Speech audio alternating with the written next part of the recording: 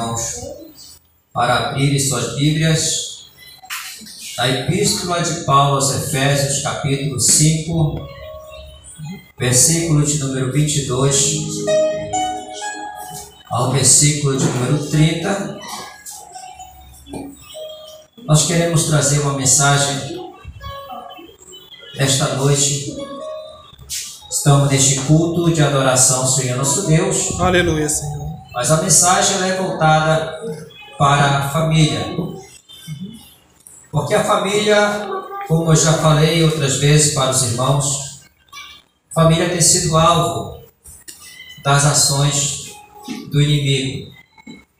A mensagem passada, nosso amado irmão cooperador Jair trouxe a mensagem onde ele falava sobre a influência do pecado na família, como é que o pecado influencia a família, trazendo grandes prejuízos às famílias. E hoje nós vamos trazer uma mensagem com o tema conflitos na família.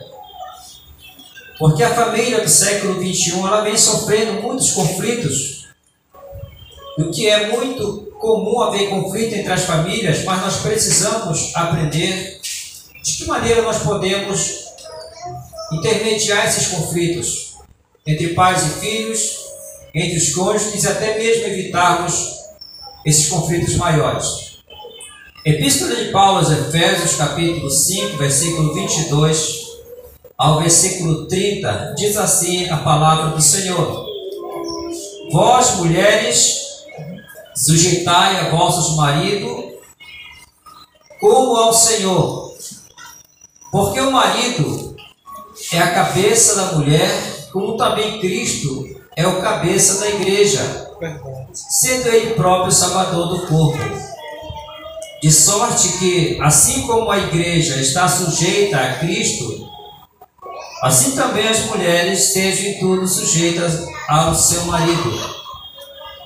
Vós, maridos, amai vossa mulher, como também Cristo amou a igreja, e a si mesmo se entregou por ela, para a santificar, purificando-a com a lavagem da água pela palavra, para apresentar a si mesmo igreja gloriosa, sem mácula, nem ruga, nem coisa semelhante, mas santa e irrepreensível.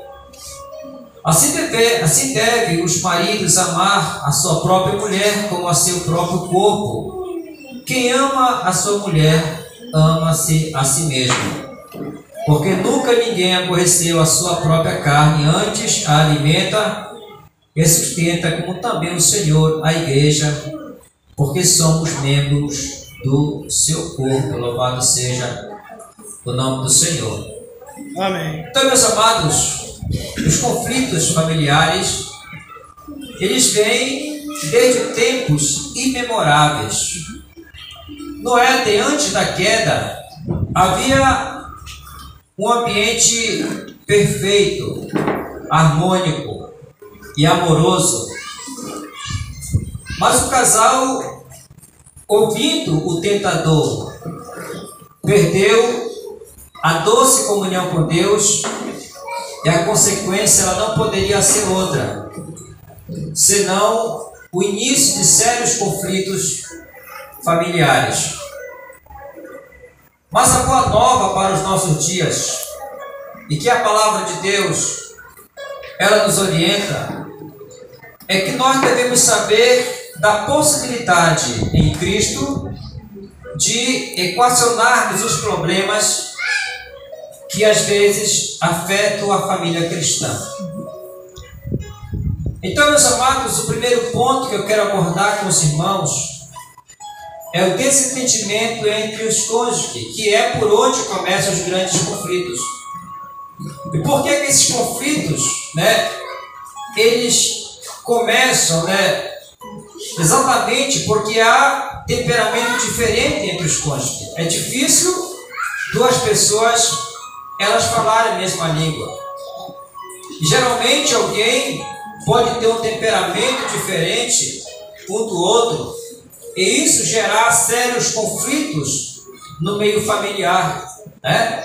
Então, dentre os vários motivos existentes para justificar o desentendimento entre os cônjuges, o que mais se destaca é o temperamento. E segundo os psicólogos, temperamento é a combinação de características inatas que herdamos de nossos pais, que de forma inconsciente afetam o nosso comportamento. Isso nós já trazemos de alguma maneira do nosso passado. Nós precisamos aprender a conviver com esse tipo de temperamento.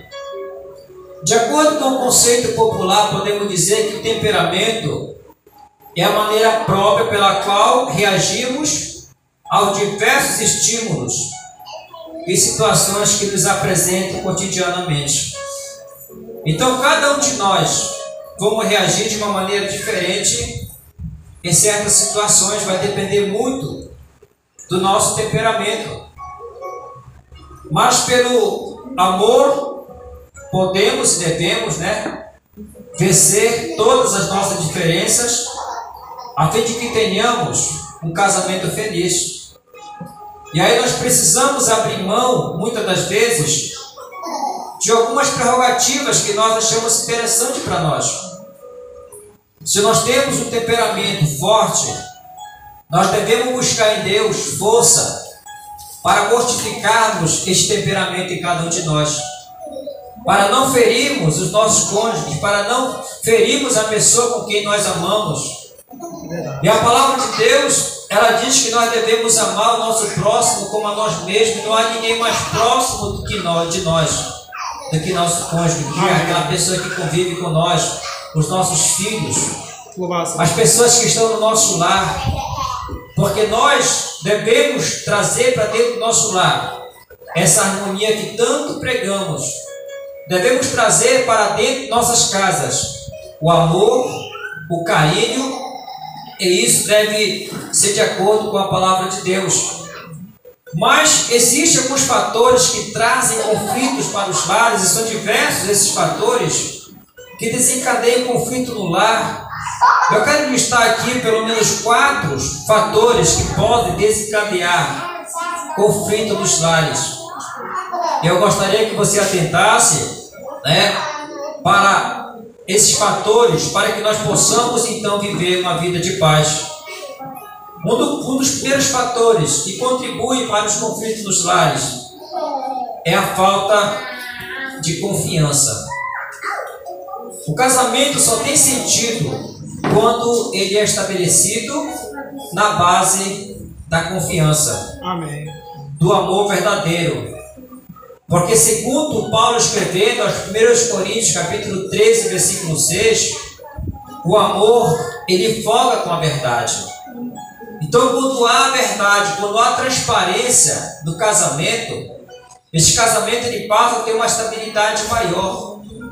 Quando há amor entre o casal, não há motivos para desconfianças ou ciúmes. Porque o ciúme, ele é uma das obras da carne. Está lá em Gálatas 5,19 que o ciúme faz parte das obras da carne, aquilo que se manifesta em cada um de nós. E o ciúme, podemos afirmar que ele é um espírito que, quando ele entra na vida de um dos cônjuges, ele entra para acabar com o relacionamento. Então tem que haver esta confiança no casamento, porque a falta de confiança no casamento é um dos fatores que geram conflitos. E é muito difícil quando não há esta confiança de um dos cônjuges, que sempre vive na base da desconfiança. E até quem pensa, amados, que o ciúme desenfreado é prova de amor. Só que na verdade isso é um grande engano, amados. Porque é loucura, e pode inclusive colocar em risco a estabilidade conjugal. Nós temos na Bíblia Sagrada exemplo de pessoas que enciumadas fizeram grandes coisas, porque o ciúme vai fazer nós criarmos imagem, criarmos coisas que não existem. E nós precisamos tomar muito cuidado para que o seu menino venha de alguma maneira, né, contribuir para esta falta de confiança. E o segundo fator que pode contribuir para os conflitos nos lares é o tratamento grosseiro, onde o Espírito Santo ele se faz presente. Há perfeito amor, como está em Gálatas 5:22, alegria, longanimidade, que é a paciência para suportar as falhas alheias. Viver em casal é um desafio, amados. Verdade, Senhor. Qualquer pessoa que vai escolher viver uma vida a dois é um grande desafio que a pessoa ela vai enfrentar. Verdade, Senhor. E ela precisa de ter muita paciência, de ser longânima, de ser uma pessoa, ser paciente, né, para suportar as falhas do seu parceiro. E uma das formas de demonstrarmos o fruto do Espírito é vista na maneira como nós usamos as nossas palavras. E nós devemos cada dia nos policiar com aquilo que nós falamos, a maneira como nós falamos. Sabemos que é difícil muitas das vezes nós tratarmos com nossos filhos no momento de tensão. Às vezes nós elevamos a voz, mas não é intencionalmente, não é nosso objetivo ferir o filho, ferir o cônjuge com palavras.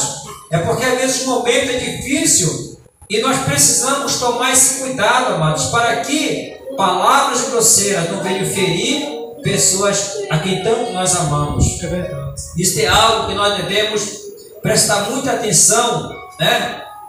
Então, as palavras que nós falamos, ela deve ser branda, né? Para que ela possa jogar o furor para longe. Diz em Provérbios 15, versículo 1, que a palavra branda, né, ela acalma o furor. Aleluia. Então, um dos cônjuges que precisam ter este espírito de brandura para que possam, né, suportar-se uns aos outros. E a forma com que tratamos uns aos outros é vista por Deus como uma referência para designar quem é sábio ou não. Pois a sabedoria é manifestada em obras e mansidão, como está em Gálatas capítulo 3 e versículo de número 13. Porque a sabedoria que vem do alto, ela é primeiramente pura, pacífica, moderada, cheia de bons frutos, sem parcialidade, e Deus está atento para as nossas atitudes, para o nosso comportamento, para aquilo que falamos dentro do nosso lar, para aquilo que falamos para os nossos filhos, para os nossos cônjuges, para os nossos pais, para a nossa família. E nós precisamos, meus amados, frear mais, né, a nossa língua para que não venha ferir as pessoas. E terceiro fator que contribui muito para os conflitos dos lares. Você pode até pensar, mas isso contribui mesmo? Eu te digo com certeza que contribui, que é as dívidas financeiras. Não é verdade? É uma das coisas que muito tem acontecido. Porque as dívidas ocasionam muitos conflitos familiares, Verdade. chegando até mesmo a determinar um relacionamento. Muitos relacionamentos, eles se esgotam, se desgastam por conta de dívidas que os casais contraem, ou um dos cônjuges que contrai. E muitas das vezes, né, a pessoa não consegue deitar a cabeça no travesseiro, não consegue ter paz, porque às vezes acaba esquecendo o seu compromisso conjugal e foca mais na dívida, porque tem que pagar, porque tem que estar ali, né? Quando uma pessoa se endivida, ela não pensa em mais nada a não ser nas dívidas. Algumas pessoas chegam até a adoecer. É verdade, só de enxaqueca. Eu particularmente louvo muito pela minha esposa, Manuana, porque ela é uma pessoa que sempre me acalmou. Porque, amados, quando a gente está endividado, tem uma conta para pagar, está vencendo, a gente fica assim meio quieto. Eu tinha esse problema comigo, me dava enxaqueca, me dava dor de cabeça, e eu ficava agoniado, me dava insônia, às vezes não queria dormir. E às vezes ela chegava comigo e dizia: te acalma, que Deus ele vai providenciar. Amém. Deus ele vai, né, organizar as coisas para nós, mas depende de nós também, amados. Né? Não podemos fazer dívida esperando que deva pagar nossas dívidas. Nós precisamos fazer tudo com moderação. Um dos frutos do Espírito também é o domínio próprio. O casal precisa ter o domínio próprio. Eles precisam saber quanto podem gastar, porque eles sabem quanto ganham. Ninguém pode gastar mais do que ganha. Ele só pode gastar aquilo que ganha, até menos, porque ele sempre tem que ter uma reserva, né? Para que não venha ter problemas. Assim precisamos ouvir a palavra de Deus, que diz em Romanos 13:8 que não devemos dever nada a ninguém a não ser o amor, né? Seria bom que os casais conseguissem viver sem dívidas, porque teriam mais harmonia no lar, teriam mais alegria, né? É através de um planejamento eficiente, amados, bom senso e autocontrole, podemos fugir das dívidas.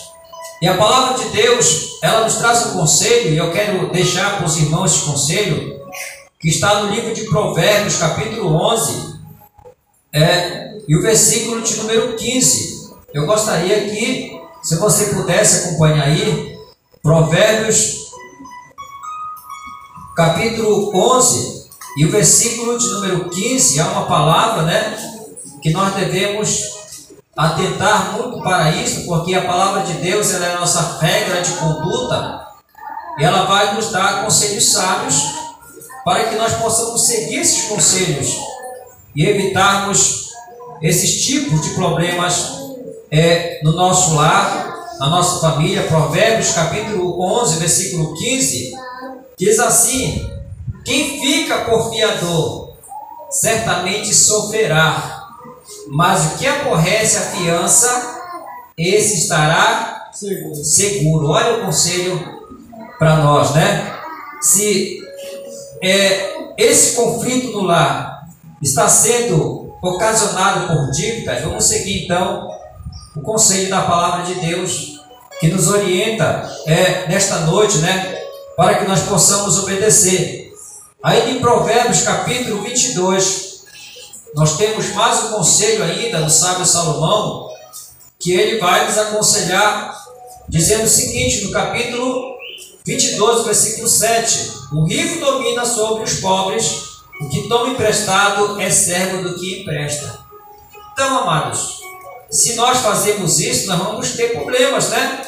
E o versículo 26 de Provérbios 22 diz assim: não estejam entre os que se comprometem e ficam por fiadores de dívida. Olha o conselho para nós nesta noite, né? Para os casais, para nós que temos que lidar com o nosso dinheirinho, temos que gerenciar aquilo que ganhamos, não devemos ficar entre os fiadores, porque as dívidas é um dos fatores que tem contribuído muito para os conflitos familiares, e você sabe do que estou falando. E para nós finalizarmos, um outro fator preponderante para gerar conflito nos lares é a infidelidade conjugal. Isso é algo que tem prejudicado muitos relacionamentos, né? E tem gerado muitos conflitos. Quem sabe alguém agora, neste momento, está vivendo um momento como esse. Um conflito familiar. Talvez não seja por falta de confiança, até confiou demais, né? Talvez não seja por um tratamento grosseiro, talvez fosse uma pessoa branda, talvez ela não teve culpa disso. Talvez não foi por dívidas, mas quem sabe foi por uma infidelidade conjugal. Quando o cônjuge encobre a sua conduta pecaminosa, o pecado vem a público inesperadamente. Então não há nada que a pessoa faça que não venha a ser descoberto. Jesus falou que até aquilo que foi falado em gabinete será ouvido no telhado. Então tudo que a pessoa faz, comportamentos, né, conjugais, que às vezes não se tornam público logo, mas depois eles acabam se tornando algo muito visível. O casamento sofre um duro golpe, os filhos ficam sem direção e as famílias transtornam-se. É imperativo que os cônjuges evitem a todo custo o envolvimento extraconjugal. Além de ser um grave pecado contra Deus, é uma ofensa contra os cônjuges e contra os filhos. A infidelidade contra os cônjuges é também uma infidelidade contra Deus. Então, meus amados, Deus certamente ele tem interesse em nos ajudar, em nos auxiliar, em nos guiar, mas Ele precisa que as famílias possam abrir as portas para que Ele possa entrar no lar, para que Ele possa entrar nas nossas vidas e fazer de nós pessoas mais agradáveis a Ele. Amém. Porque sempre haverá conflito nas relações familiares, mas a família cristã ela precisa saber como contornar tais conflitos à luz da palavra de Deus.